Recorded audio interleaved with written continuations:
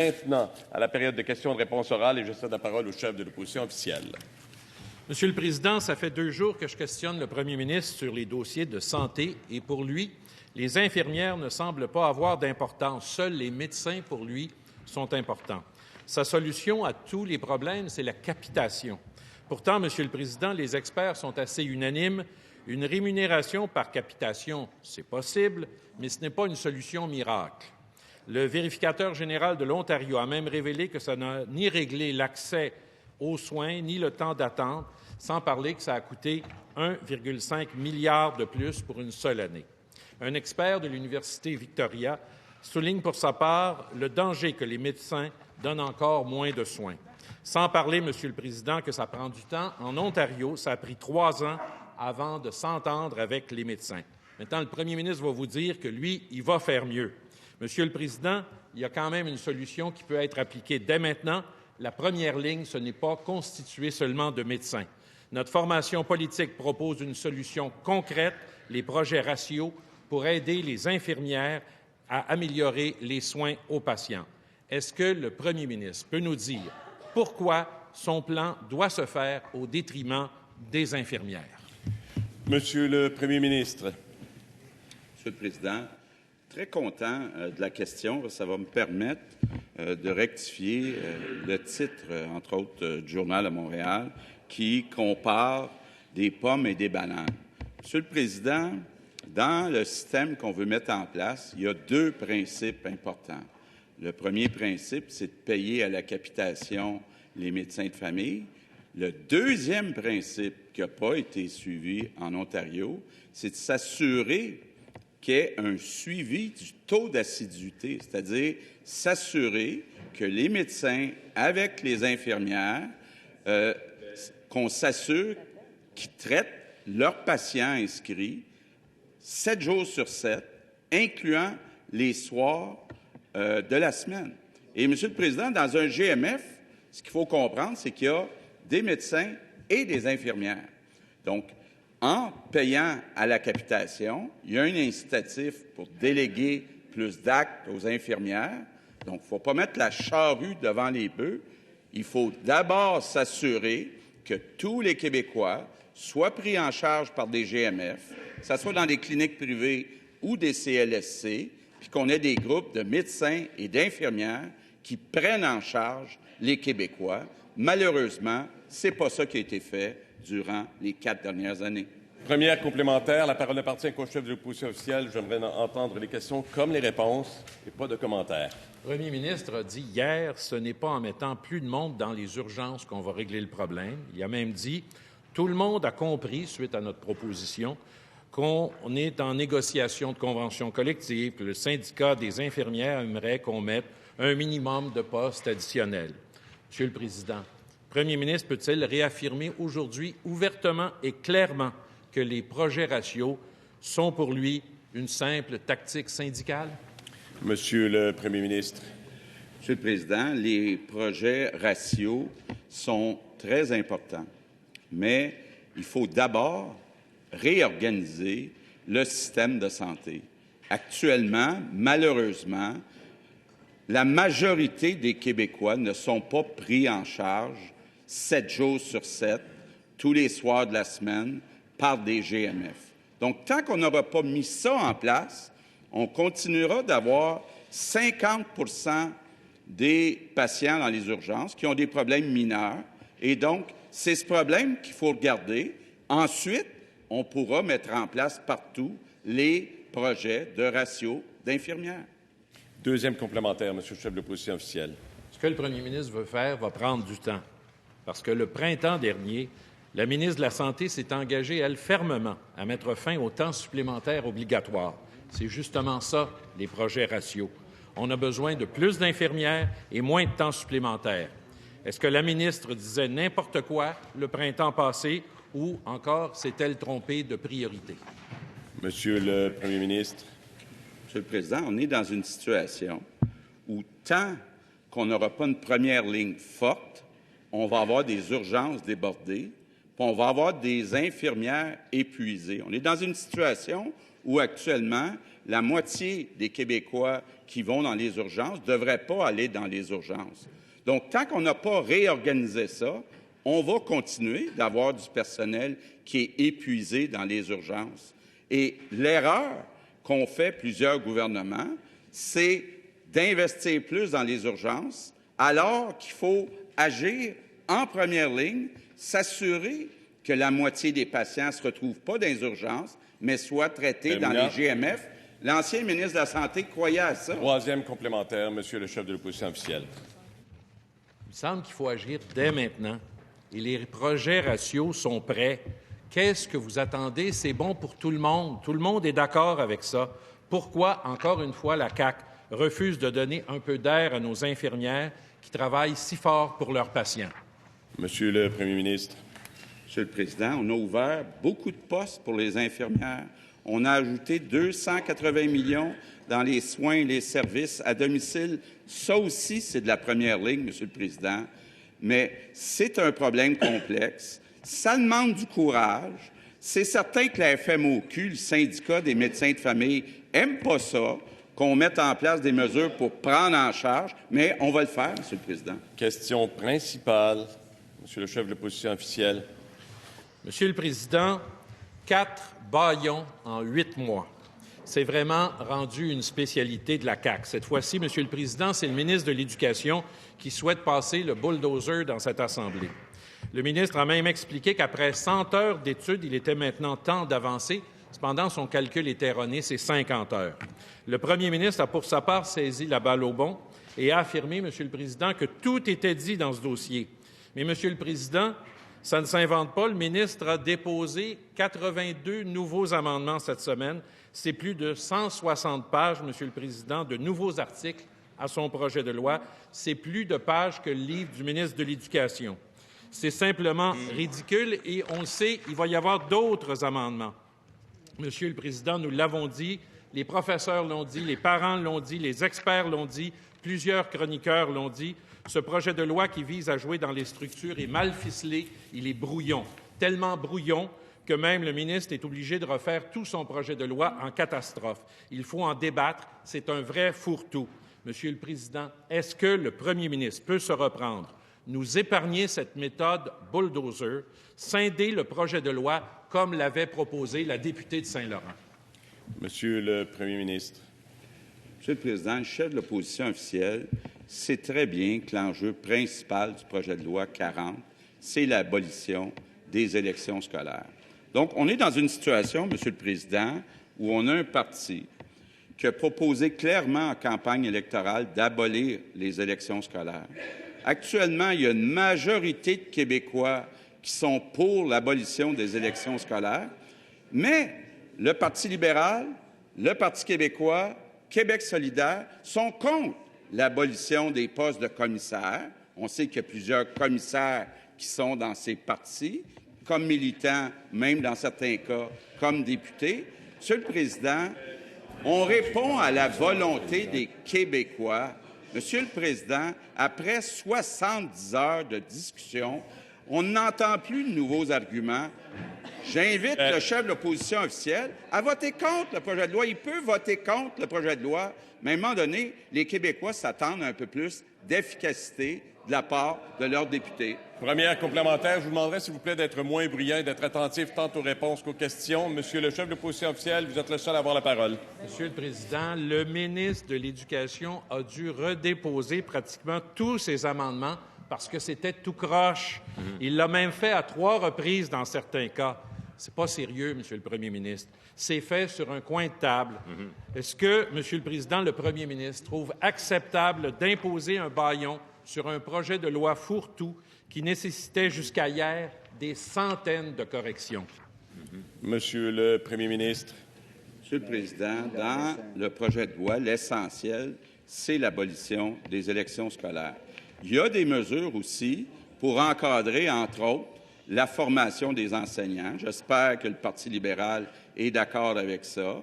Il y a des amendements qui ont été apportés à la suggestion des groupes qui sont venus en commission parlementaire. Puis je dirais que si on oublie les élections scolaires, le reste du projet de loi est pas mal consensuel. Donc, on est dans une situation... S'il vous plaît. S'il vous plaît. Monsieur le Président, on est rendu dans une situation où ça fait 70 heures. La députée nous parle des maternelles 4 ans, nous parle de toutes sortes d'autres sujets. Il est temps qu'on Deuxième fasse à complémentaire.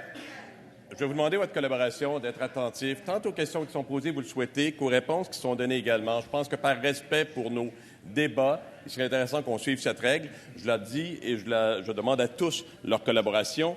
Deuxième complémentaire, Monsieur le chef de l'opposition officielle. Ce ne sont pas des réponses d'un grand démocrate, Monsieur le Président. Comme lors du cafouillage du ministre de l'Immigration. Je vous demande seulement d'être prudent dans les propos qu'on va utiliser aujourd'hui, dans des notions, non, mais seulement d'être prudent dans ce qui est dit de part et d'autre. Bien. Monsieur le Président, lors du cafouillage du ministre de l'Immigration, tous les voyants rouges se sont allumés. Improvisation, entêtement, centralisation des décisions vers le ministre. Monsieur le Président, que le premier ministre se lève en cette Chambre et dise aux Québécois qu'il est acceptable de modifier sans discussion et sous bâillon la loi fondamentale sur l'instruction publique? Monsieur le Premier ministre. Monsieur le Président, on n'a pas la même définition de sans discussion. Quand ça fait 70 heures qu'on débat en commission, je pense que l'opposition a eu le temps de dire ce qu'il y avait à dire. Monsieur le Président, actuellement, il y a seulement 5 % des Québécois qui vont voter aux élections scolaires. Ça ne marche pas, ce n'est pas de la démocratie. Les libéraux, on ne sait pas pourquoi. Ils ont déjà été pour l'abolition des élections scolaires. Ils n'ont pas eu le courage de résister au lobby. Qu'ils fassent donc comme nous autres, qui écoutent donc les Québécois. Question. Madame la députée de Saint-Laurent. Si c'était si facile, comment se fait-il que le projet de loi 40 amende 80 lois? Il y a 37 blocs soumis par le ministre de l'Éducation. Oups, il y en a juste un qui concerne modalité d'élection. Alors pourquoi il ne fait pas la chose la plus simple au monde? Scinder son projet en deux. Le fourre-tout, on aura le temps de discuter plus tard pour vraiment prendre notre temps. Et allez-y pour les élections. C'est simple comme solution, non? Et si tout a été dit, comme le premier ministre le dit tellement souvent, comment se fait-il que hier, 6 heures moins 1, on a encore amendé le projet de loi tout simplement pour écouter le ministre qui, dans l'opposition, disait une chose, on lui a rappelé ce qu'il disait et on a amendé. Est-ce qu'ils sont capables de travailler avec tout le monde ou est-ce qu'ils veulent vraiment bulldozer nos travaux? Monsieur le ministre de l'Éducation, vous êtes le seul à avoir la parole. Merci bien, Monsieur le Président. Je suis content qu'on avance enfin pour moderniser la gouvernance scolaire. Ça va être une excellente chose. C'est accueilli par une grande majorité de Québécois qui vont dire, bon, enfin, on enlève les élections scolaires. Enfin, on modernise notre façon de gouverner nos écoles et de prendre soin des élèves. On va plus écouter les parents qui s'investissent, qui donnent des heures sur les conseils d'établissement. On va plus les écouter, on va plus leur donner des responsabilités. Ils attendent ça. On va plus écouter nos enseignants. On va les respecter davantage. D'ailleurs, il y a un article, même pas un amendement, c'était au départ, là, c'est écrit en toutes lettres. Hein? On reconnaît pour la première fois dans la loi sur l'instruction publique l'expertise pédagogique des enseignants. Puis, surtout, on décentralise la prise de décision vers les écoles. La transformation des commissions scolaires en centres de services va nous permettre d'être plus efficaces, d'économiser de l'argent, pas pour renvoyer ça dans le fonds consolidé, pour investir davantage dans les services directs aux élèves et d'en faire réussir davantage. Première complémentaire, la parole n'appartient qu'à les députés de Saint-Laurent, s'il vous plaît. Vous savez, Monsieur le Président, pas parce qu'on répète quelque chose que ça devient vrai pour autant. Le ministre de l'Éducation oublie de dire plusieurs choses. C'est que c'est par milliers et milliers que les enseignants ont dénoncé l'insulte qu'il leur impose. C'est des parents, des différents comités de parents à travers le Québec qui ont écrit au ministre, qui dit non, vous ne parlez pas en notre nom, vous nous enlevez des pouvoirs. Aujourd'hui, ils veulent construire seuls, mais demain, ils vont démolir beaucoup dans le réseau de l'éducation. Monsieur le ministre de l'Éducation. Monsieur le Président, je m'adresse aux Québécois qui nous écoutent et qui, je pense, sont tannés là, de voir des oppositions qui s'opposent pour s'opposer, qui font de l'obstruction, qui empêchent l'avancement, malheureusement, parce que comme l'a dit le premier ministre, hier, on avait un article de concordance où on voulait changer dans la loi le mot commission scolaire par centre de service. Les oppositions ont trouvé le moyen de parler après tous les sujets du monde pendant un nombre incalculable de minutes, plutôt que d'adopter cet article-là et d'aller peut-être discuter plus sérieusement, d'utiliser bien les minutes pour faire avancer le projet de loi. Malheureusement, c'est des occasions perdues depuis des heures et des heures de travailler plus sérieusement, mais d'une manière ou d'une autre. Deuxième complémentaire. Monsieur le leader de l'opposition officielle. Travailler sérieusement, c'est ce qu'on fait, toutes les oppositions et tous les collègues, j'espère, les 125, c'est ce qu'on fait. D'insinuer qu'on ne travaille pas sérieusement, c'est imputer des motifs. Pouvez-vous le rappeler à l'ordre? Oui, je vais vous demander tout simplement, encore une fois, dans les outils à la disposition de chacun, dans nos outils parlementaires, d'évidemment respecter le travail de chacun et la façon dont on se sert de ces fonctions-là et de ces outils disponibles. Je pense que nous sommes ici d'abord et avant tout pour respecter le travail de tous et chacun. Je vous demande également d'être prudent dans chacun de ces propos et de ne pas imputer de motifs qui puissent avoir une connotation indigne ou malveillante. Je pense que ce n'est pas le but des travaux également. Monsieur le ministre. Bref, Monsieur le Président, on a Excusez-moi. Oui. Madame la députée, sur votre complémentaire, je m'excuse. De toute façon, Monsieur le Président, il aurait répété les mêmes affaires, puis sincèrement, ça s'éloigne très clairement de la vérité et de la réalité. Monsieur le Président, si son projet de loi était si bien attaché, si bien ficelé, comment ça se fait qu'il a dû réécrire le tiers de son projet de loi? On le sait tous, là, qu'aujourd'hui, les parents n'ont pas plus de services et n'ont pas plus d'écoute d'un ministre qui devrait vraiment, vraiment réapprendre à écouter son monde. Ministre de l'Éducation. Monsieur le Président, on a un excellent projet de loi qui a été bonifié. C'est vrai qu'il y a des amendements qui ont été déposés. La plupart, c'est des amendements de concordance. Plus de 80 des amendements qui ont été déposés, c'est de la concordance. Donc, il ne faut pas là, se laisser intimider par le nombre de feuilles qui ont été déposées. Simplement, c'est une bonne façon de travailler. On a un projet de loi qui va venir enfin éliminer les élections scolaires, économiser de l'argent, avoir une gouvernance de proximité, une gouvernance communautaire, mobiliser davantage les parents, c'est que du positif, Monsieur le Président. Question principale. La parole appartient maintenant au chef du deuxième groupe d'opposition. Merci, Monsieur le Président. Aujourd'hui, je ne veux pas parler au premier ministre du projet de loi sur les commissions scolaires. Il sait ce que j'en pense. Non, je veux parler plutôt de leadership. J'ai toujours pensé dans la vie qu'il y avait deux genres de leaders. Les leaders qui débattent, qui écoutent, qui reconnaissent que les gens qui ne pensent pas comme eux autres peuvent parfois aussi avoir raison. En fait, des leaders qui essaient, après avoir écouté les gens, de rassembler pour qu'on puisse avancer ensemble. Puis de l'autre côté, il y a les leaders qui disent « Regardez le sondage, le monde m'aime, je suis le plus fort, j'ai gagné, je fais ce que je veux. » La différence entre les deux est une énorme différence. C'est la différence entre le leadership et l'autoritarisme, entre la différence entre un chef d'État puis un boss de bécosse, ou la différence entre un grand... Je vais vous demander, Madame la chef du deuxième groupe d'opposition, dans des propos comme ceux-ci, encore une fois, il y a tellement... Non, s'il vous plaît.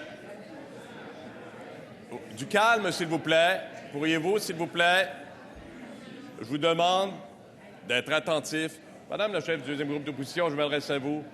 Dans les propos tenus, celui-là, malheureusement, un peu des propos blessants. Je pense qu'il faut être prudent dans ce que l'on dit. Je vous ai demandé votre collaboration. Ce langage n'est pas souhaité ici. Je vous le dis en toute collaboration. Et je pense qu'il y a tellement de mots dans le vocabulaire, dans nos vocabulaires, vous êtes capable d'exprimer une idée sans passer par ces mots-là. Monsieur le leader, je pense que tout a été dit. Monsieur le leader du gouvernement. Monsieur le Président, je vous demanderai de demander à la chef du deuxième groupe d'opposition de retirer ce terme, boss des bécosses. On parle du premier ministre du Québec, Monsieur le Président. Je pense qu'on se doit tous respect ici dans cette Assemblée. On peut être en désaccord, mais on n'acceptera pas de s'injurier. C'est blessant. 35-7, Monsieur le Président, vous devez proscrire ce terme ici et demander à la chef du deuxième groupe d'opposition de retirer. On peut faire beaucoup de temps. Je vais vous laisser un petit bout, mais je vous demande encore une fois, je vous rappelle ce que je viens de dire. Je vous demande votre collaboration sur des propos comme ceux-ci, des propos étant jugés blessants. Monsieur le leader du deuxième groupe d'opposition, pour quelques secondes, pour ensuite on puisse clore ce dossier-là. la chef de la deuxième opposition n'a pas qualifié le premier ministre, contrairement à ce que soutient le leader du gouvernement. Elle fait un portrait de deux types de leadership. Je lui demanderais de laisser la chef de la deuxième opposition terminer sa question pour voir de qui elle parlait quand elle distinguait deux formes de leadership. Président, on ne fera pas des plaidoiries sur ça. Je pense que j'étais assez clair. On ne veut pas de tels propos ici. Je l'ai bien exprimé. Madame la chef du deuxième groupe d'opposition, je vous demande votre entière collaboration sur des propos qui sont jugés blessants et portent à préjudice. Les gens le mentionnent. Je vous demande votre collaboration à ce chapitre-ci. Je vous demande de continuer. Merci, M. le leader.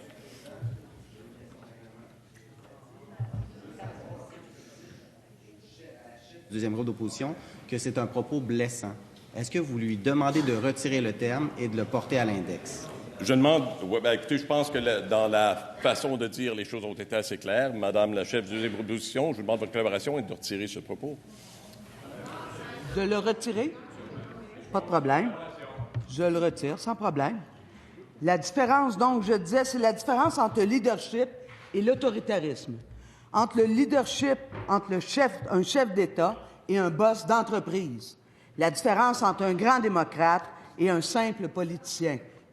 Hier soir, on apprend que le premier ministre va bâillonner la démocratie pour la 4e fois en 9 mois. Monsieur le Président, je pense qu'on commence à comprendre quel genre de leadership qui est question ici. Monsieur le premier ministre, en réponse, vous êtes le seul à avoir la parole. Monsieur le Président, en politique, il y a effectivement deux types de leaders. Il y a des leaders qui écoutent les groupes de pression. J'inclus là-dedans les commissaires d'école élus par seulement 5 % de la population. J'inclus là-dedans les syndicats. J'inclus là-dedans le patronat. Puis un deuxième type de leader, le leader qui écoute les citoyens, qui écoute la population qui en peut plus de voir la perte de temps. Après 70 heures en commission parlementaire, les Québécois du... Monsieur le leader du groupe d'opposition, encore une fois, je comprends bien où vous voulez en venir. Je l'ai dit il y a 2 instants. Permettez-moi. Je l'ai dit il y a 2 instants, Monsieur le leader, que chacun dispose d'outils dont il peut se servir et il est légitimé de s'en servir, tant pour le gouvernement que pour les oppositions. J'aimerais faire extrêmement attention ici à ce que l'on dit pour ne pas imputer des façons de faire, des motifs indignes ou de la malveillance dans la façon dont on se sert des outils parlementaires qui sont les nôtres. Je vous demanderai, Monsieur le leader, je pense que tout a été dit rapidement. J'ai le droit de vous faire des représentations, Monsieur le Président. Il y a quelques instants, des propos similaires, mais même un peu moins pires, ont été prononcés par le ministre de l'Éducation. Vous l'avez rappelé à l'ordre. Le premier ministre vient carrément, au sens propre du terme, de qualifier le travail des oppositions de, et je cite, « perte de temps ». Si c'est pas remettre en question la conduite des députés, si c'est pas des propos blessants, je sais pas c'est quoi. Je vous demande de lui demander... Je viens de dire que c'est très clair. Je pense que tous ont entendu et je redemande à nouveau, dans un sujet comme celui-ci où les échanges sont vigoureux et sensibles, de ne pas rester sur ce terrain, de protéger cet équilibre. Vous avez des outils dont vous disposez. On ne doit jamais imputer des motifs indignes ou ni non plus une façon d'utiliser portant à une option de malveillance. Monsieur le Premier ministre, je vous demande votre collaboration également et d'éviter ce dont on a parlé il y a quelques secondes à peine. Je pense que c'est également très clair. Je vous demande, dans ce contexte, de te retirer ces propos. Oui. Monsieur le Président, je retire perte de temps. Dans les premières heures, quand on a entendu 1 fois, 2 fois, 3 fois des arguments, je pense que c'est utile au débat. Mais à un moment donné, il faut rester quand même efficace. Et, Monsieur le Président, les Québécois souhaitent qu'on abolisse les élections scolaires. La chef de Québec solidaire veut protéger des commissaires d'école élus par seulement 5 % de la population. C'est son choix, c'est son type de leadership. Première complémentaire, Madame la chef du deuxième groupe d'opposition. Gardez en mémoire, s'il vous plaît, ce dont on vient de discuter. Monsieur le Président, moi aussi, je vais expliquer quelque chose au premier ministre. Je veux rappeler qu'aux dernières élections, là, même s'il y a eu seulement 66 % de la population qui sont allés voter, il y a 1,5 million qui ont voté pour ce côté-là de la Chambre. Puis quand on additionne ce côté-là, c'est 2,5 millions. Alors, 4 bâillons en 9 mois, on commence à voir quel genre de mandat le premier ministre donne à son Conseil des ministres. Monsieur le premier ministre, en réponse, vous êtes le seul à avoir la parole. Monsieur le Président, les gouvernements précédents ont investi des millions de dollars dans des élections scolaires. On continue à investir des millions de dollars dans des élections scolaires où à peu près personne va voter. Nous, ce qu'on dit, c'est qu'on veut prendre cet argent-là pour donner des services aux enfants. Moi, je suis tellement à l'aise avec ça, donner des services aux enfants plutôt que de défendre des commissaires scolaires. Deuxième complémentaire. Nous sommes en principe. Deuxième complémentaire, Madame la députée de Sherbrooke. Quand un ministre décide de faire un bâillon, c'est l'aveu d'un échec. Les bons ministres et les bons projets de loi, ils sont rassembleurs, mais en éducation, on fait face à un ministre qui ne réussit pas à rallier les partenaires autour de son projet de loi, ni à nous convaincre qu'il s'attaque aux vraies priorités. Il a décidé de fermer le dialogue, d'imposer sa réforme de force. Quand le ministre de l'Éducation fait ça, il n'incarne pas les valeurs et les compétences qu'on veut que nos jeunes développent, ni celles que les gens veulent voir en politique. J'aimerais ça que le ministre me regarde dans les yeux et qu'il me dise s'il est fier de lui cette semaine. Le ministre de l'Éducation. Monsieur le Président, je suis très fier de tout ce gouvernement qui est à l'écoute des Québécois. Très fier de ce projet de loi-là, qui est appuyé par plusieurs personnes. Bien sûr, il n'est pas appuyé par Québec solidaire, mais on n'est pas surpris. La Fédération des comités de parents est venue nous dire qu'il fallait aller de l'avant. 2 associations nationales de direction d'école sont venues nous dire qu'il fallait aller de l'avant. Le Conseil supérieur de l'éducation nous a dit que ça allait favoriser la réussite éducative. L'Institut, l'INM est venu nous dire qu'en décentralisant, on allait mobiliser des parents. Il y a plein de gens qui sont venus saluer plein d'éléments dans ce projet de loi-là. C'est le temps d'aller de l'avant. Mon principal, Madame la députée de Joliette. J'ignorais, Monsieur le Président, que la démocratie se calculait au chronomètre. Eh bien, c'était sans compter sur l'arrivée de ce gouvernement qui semble considérer le pouvoir législatif comme une nuisance et qui introduit ce concept assez nouveau, tout aussi bancal qu'inquiétant, je vous dirais, de la démocratie par minuterie. Alors, si le temps du ministre est tellement précieux, peut-il bien nous expliquer pourquoi il a fait le choix de pondre un projet de loi de plus de 300 articles, 80 lois modifiées, qui ne touchent pas, contrairement à ce qu'on entend tout le temps, que les élections scolaires, qui touchent les droits et les devoirs des enseignants, les écoles de quartier, le partage de ressources avec le privé, mécanismes de fusion, et j'en passe. Pourquoi aller dans une telle direction? Et en plus, pour ajouter l'insulte à l'injure, pourquoi avoir retiré toute la journée de travaux, d'études qu'on avait de prévus aujourd'hui, quelques minutes après avoir annoncé le bâillon? Est-ce que le ministre peut réaliser que la démocratie, c'est pas au service du gouvernement? Monsieur le ministre de l'Éducation.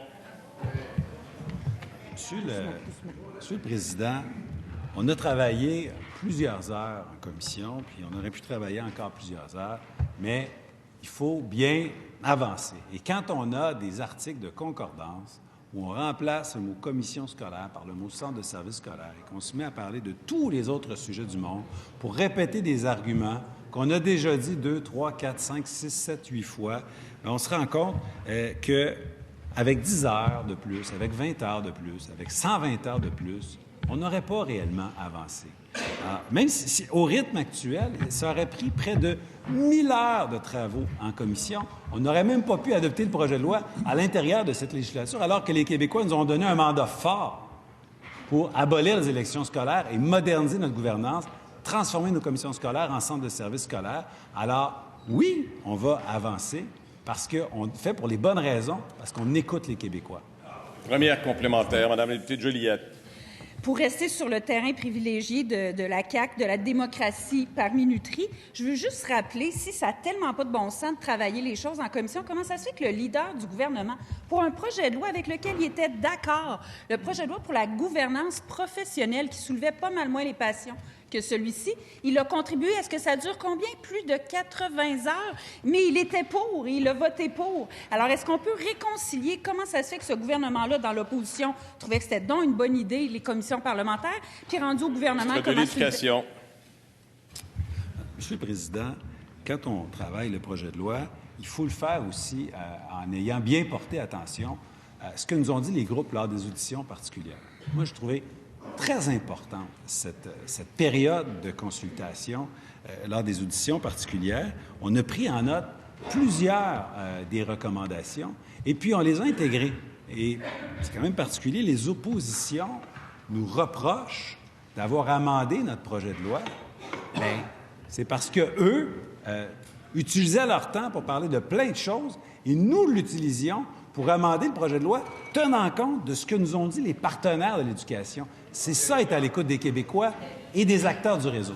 Deuxième complémentaire, Madame la députée Joliette. Moi, j'aimerais ça, Monsieur le Président, que le gouvernement se ressaisisse puis qu'il comprenne que le temps, quand on veut faire une loi bien faite, peut-être que c'est une nuance, mais c'est un allié. C'est pas un adversaire de la démocratie. Alors, si on veut pas que les lois soient de simples outils au service d'objectifs partisans d'un gouvernement, il faut se donner le temps, comme d'ailleurs ils le faisaient lorsqu'ils étaient dans l'opposition. Comment on peut justifier d'aller si vite? C'est un chaos annoncé. Comment on va s'occuper des vraies priorités quand le réseau va se Monsieur le ministre de l'Éducation.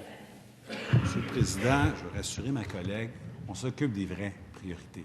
On travaille à décentraliser la prise de décision, on travaille à mobiliser toutes les personnes qui, à chaque jour, vont travailler dans nos écoles pour nos élèves, nos jeunes, nos adolescents, mais aussi les adultes qui suivent des formations en formation professionnelle, en formation générale aux adultes. Puis on est tellement sur les priorités qu'on a ajouté des ressources professionnelles pour aider les profs à aider les élèves. On est tellement sur les priorités qu'on répare les pots cassés des gouvernements précédents en agrandissant les écoles, en rénovant les écoles, en améliorant les conditions d'enseignement et d'apprentissage, et on va continuer de le faire tout le long du mandat. Question principale, Monsieur le leader de l'opposition officielle. Monsieur le Président, il s'agit d'un 4e bâillon en moins de 8 mois, lorsque vous comptez bien. Il s'agit d'un précédent depuis l'ère moderne de notre parlementarisme. 4e mandat en moins de 8 mois. On parle ici d'une loi fondamentale québécoise, la loi sur l'instruction publique. Comme l'a dit la collègue de Saint-Laurent, il n'y a pas qu'un seul chapitre, il y en a des dizaines. Et il faut faire le travail. 312 articles déposés le 1er octobre et pas plus tard que 2 jours, le ministre a déposé 82 amendements qu'il juge importants et dont il veut justifier l'existence. Et, Monsieur le Président, pas plus tard qu'avant la période de questions, le leader est venu de nous demander la permission si, lors du bâillon, on pourrait se passer le luxe de lire les 10 amendements, Monsieur le Président. Alors non, Monsieur le Président, on va minimalement faire le débat. Encore une fois, réalise-t-il qu'ils agissent de façon arrogante et bâclée? Ministre de l'Éducation, Monsieur le leader du gouvernement. Monsieur le Président, honnêtement, ça m'attriste un peu, je vais vous le dire, la façon dont le leader de l'opposition officielle se comporte. Vous savez, Monsieur le Président, on avait tous convenu, l'ensemble des leaders, pour ce Parlement, de cheminer ensemble. Le leader de l'opposition officielle, Monsieur le Président, souhaite référence à des discussions que nous avons en privé entre leaders. Monsieur le Président, entre lui et moi. Monsieur le Président, dans cette Assemblée, au cours des années, il y a des relations qui se développent entre les collègues de formations politiques différentes. J'offre au leader de l'opposition officielle de travailler avec moi, comme avec le leader du deuxième groupe d'opposition, du troisième groupe d'opposition. On ne sera pas d'accord sur la formule, parfois, comme c'est pour le bâillon cette semaine. Ça ne fait pas plaisir aux oppositions. Le gouvernement a fait un choix. Mais je m'adresse aux députés de La Fontaine, à l'homme, aux députés, qui est élu dans cette Assemblée depuis plusieurs années, à faire appel à son côté de gentilhommerie. Je le connais et je sais, Monsieur le Président, qu'on est capable de travailler ensemble, lui et moi. Il n'appartient qu'à lui de choisir de quelle façon il se comporte dans cette Assemblée. Première complémentaire, et j'aimerais encore une fois d'être conscient des propos que l'on tient. La parole n'appartient qu'à vous, Monsieur le leader de l'opposition officielle. Nous sommes tous attentifs. Monsieur le Président, je vais reprendre la balle au bon. Croyez-vous que j'aurais été un député responsable de garder privée cette conversation où nous aurions privé la population québécoise d'avoir lecture de 82 amendements sur la loi sur l'instruction publique? Voyons donc. Le leader a écrit dans son livre de 2018, « J'ai confiance, réflexion d'un jeune politicien », un bon leader sait recourir à l'expertise d'autrui, assez modeste, s'ouvrir aux avis extérieurs et ne pas avoir la science infuse. Du gouvernement. Président, s'il vous plaît.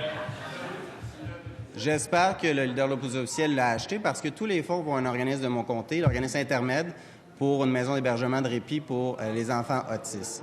Cela étant dit, le leader de l'opposition veut référer à des conversations privées entre lui et moi, et ça se fait pas, Monsieur le Président. Ça se fait pas. Comment veut-il bâtir une confiance entre les leaders sur les multiples échanges que nous avons? Est-ce à chaque fois que nous allons nous parler en cette Assemblée pour faire fonctionner le Parlement que le leader de l'opposition officielle va dévoiler l'ensemble des conversations qu'il y a entre les groupes parlementaires? Est-ce sa façon de travailler pour faire fonctionner notre Parlement, Monsieur le Président? Honnêtement, je pensais qu'il était allé à la bonne école avec l'ancien député de Saint-Laurent. Je me trompe. Deuxième complémentaire. Encore une fois, calme et attention. Monsieur le leader, s'il vous plaît, pas de commentaire. La parole appartient. S'il vous plaît, Monsieur le leader du gouvernement. Monsieur le leader du gouvernement, je m'adresse à vous. Vous n'avez pas la parole et je ne souhaite pas que vous interpelliez. La parole n'appartient qu'au leader de l'opposition officielle. Je suis très clair là-dessus. Monsieur le leader de l'opposition officielle. C'est là, Monsieur le Président, où nous avons une différence de vue complète. Bâillonner l'Assemblée nationale. Il parle de conversations privées. J'aurais décidé, moi, Monsieur le Président, que lecture ne soit pas faite de 82 amendements fondamentaux parce qu'on veut les passer plus rapidement et qu'il m'a dit qu'il ne veut pas sortir d'ici à 5 heures du matin, Monsieur le Président. Ben non, on ne va pas s'auto-bâillonner. Nous sommes une Assemblée nationale, nous sommes une grande démocratie, Monsieur le Président. Nous avons tous un rôle à jouer et, ce faisant, nous devons pouvoir compter sur un débat qui soit fait à l'Assemblée nationale. Monsieur le leader du gouvernement, la réponse vous appartient. Monsieur le Président, je veux que tout le monde soit conscient, ainsi que les collègues du Parti libéral, lorsqu'ils parleront, député de La Fontaine, sachez que tout ce que vous lui dites, que vous échangez avec lui, ce n'est pas privé, Monsieur le Président. Alors, Monsieur le Président, vous nous invitez... Être attentif. La réponse n'appartient qu'au leader du gouvernement. Vous complétez votre réponse. Attentif, tous. Aux réponses tant qu'aux questions. Monsieur le leader, complétez. Monsieur le Président, vous nous invitez souvent à collaborer ensemble, à nous dire, à nous parler. Monsieur le Président, j'ai été voir le leader de l'opposition officielle pour voir comment est-ce que ça pouvait se passer le mieux possible entre nous, au bénéfice de tous. Il me le reproche. Monsieur le Président, la confidentialité, le leader de l'opposition officielle est avocat. Il le sait. Honnêtement, Monsieur le Président, j'en suis désolé. J'aurais cru qu'il se serait inspiré de Jean-Marc Fournier, un parlementaire qui avait beaucoup plus le respect des institutions. Question principale maintenant. Encore une fois, je vous demande le calme, je demande le silence et je demande que vous donniez la parole et que vous soyez attentifs maintenant à la question du député de Laurier-Dorion. Merci, Monsieur le Président. Je me suis levé en cette Chambre plusieurs fois pour parler de la crise du logement et on m'a répondu que j'étais alarmiste. Les faits racontent une autre histoire, Monsieur le Président. Le taux d'inoccupation des logements partout au Québec est à son plus bas niveau depuis 15 ans. Le prix des loyers est hors de contrôle. Airbnb et compagnie s'accaparent des milliers de logements qui pourraient loger nos familles. Hier soir, le téléjournal dévoilait l'ampleur de l'épidémie de rénoviction à Montréal. Pour trouver la solution, il faut commencer par reconnaître les problèmes. Je vais donc commencer à la base et poser une question toute simple. Est-ce que la ministre de l'Habitation va reconnaître que le Québec vit en ce moment une crise du logement? Madame la ministre des Affaires municipales et de l'Habitation. Oui, merci, Monsieur le Président. Je suis très heureuse de voir que l'habitation joue un rôle important aujourd'hui dans cette Assemblée. Alors, vous avez une très bonne question. En ce qui concerne les reprises de logements, évidemment, on est au travail pour les reprises de logements. On a fait l'analyse sur un parc immobilier de 1,3 million de logements au Québec. Il y a eu 53 demandes de questions par rapport à la reprise de logements. Sur les 53 demandes des locataires, il y a eu 16 causes en faveur du locataire. Alors, on peut dire qu'au Québec, quand même, la reprise du loyer n'est pas vraiment un enjeu inquiétant. Ceci étant, avec le projet de loi 16, c'est quand même remarquable parce qu'on n'est pas très félicité pour le projet de loi 16 parce qu'on a donné les effectifs pour travailler avec les locataires qui font des demandes de reprise de logement. Il y a 33 préposés de plus, il y a 10 régisseurs de plus au Québec. Maintenant, c'est certain que le projet de loi a été adopté à la fin décembre. Ça a été quand même très, très long. Maintenant, les entrevues sont passées, nos effectifs sont engagés. On va travailler très rapidement. Merci d'avoir adopté le projet de loi avant janvier, mais soyez pas inquiets. Première complémentaire, Monsieur le député.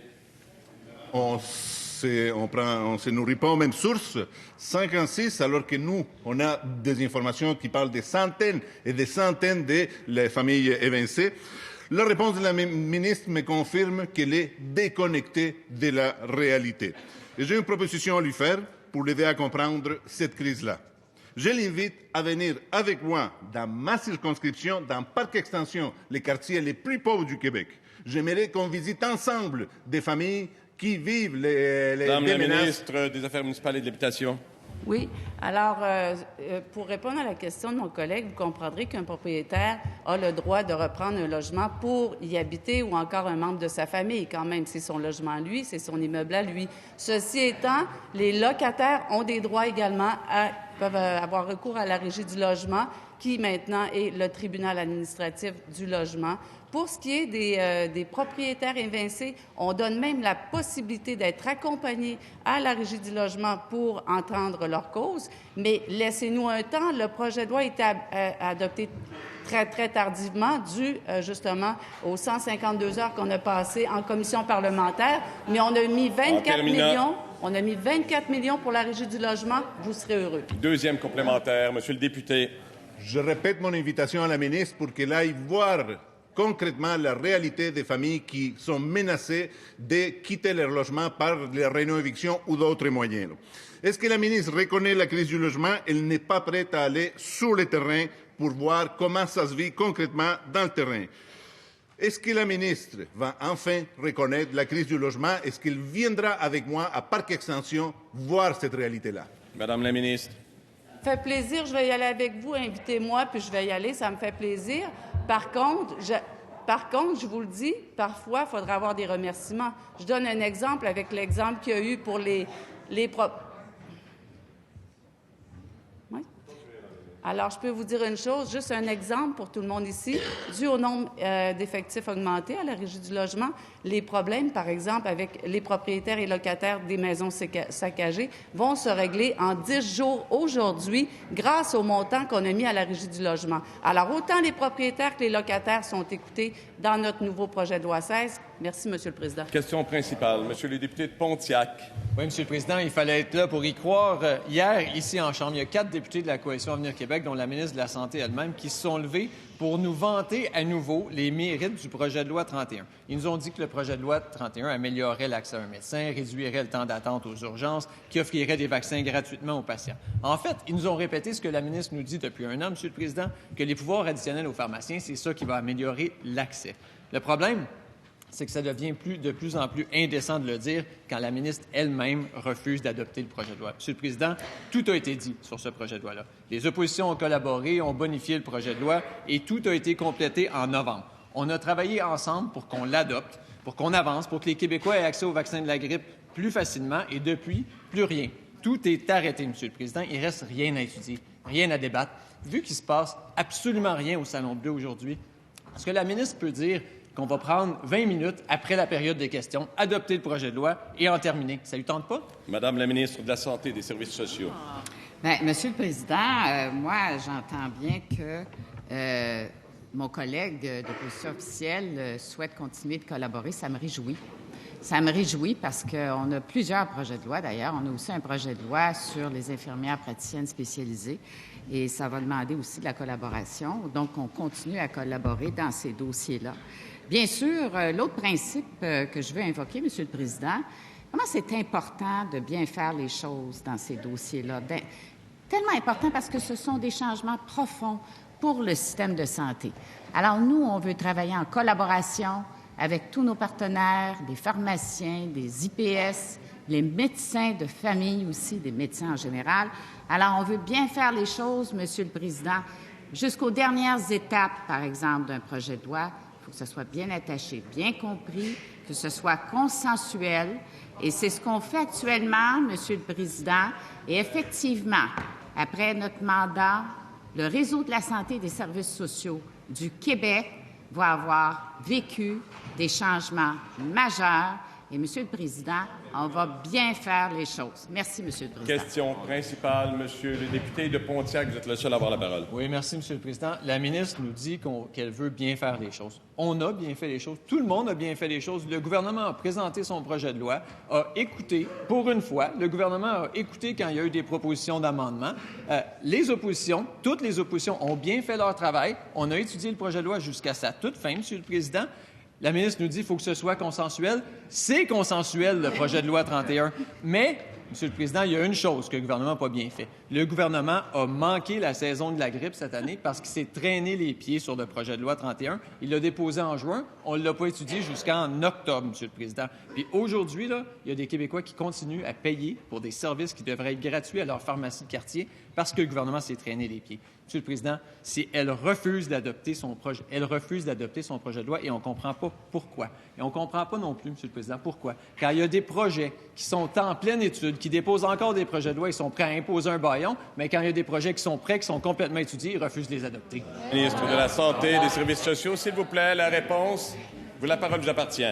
Bien, Monsieur le Président, j'espère qu'on va l'adopter dans les meilleurs délais. Oui, effectivement. Oui. Et Monsieur le Président, les services qui sont dans le projet de loi seront gratuits, je l'espère. Alors, évidemment, ce que j'entends, c'est que nous aurons la collaboration des oppositions. Alors, Monsieur le Président, ce sera des changements très importants pour la population. Merci. Cela met fin à la période de questions de réponse orale. Merci. S'il vous plaît, Monsieur le député.